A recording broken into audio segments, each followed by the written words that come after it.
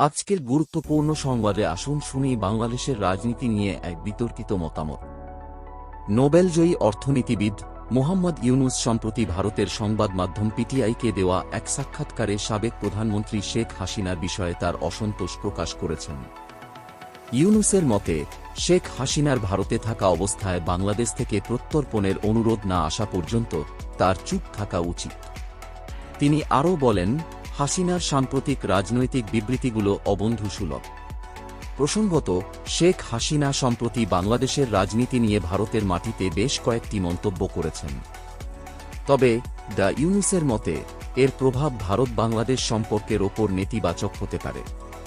এদিকে দেশের ভেতরে ছাত্র ও জনতার আন্দোলনে শেখ হাসিনার সরকার ক্ষমতাচ্যুত হয়েছে।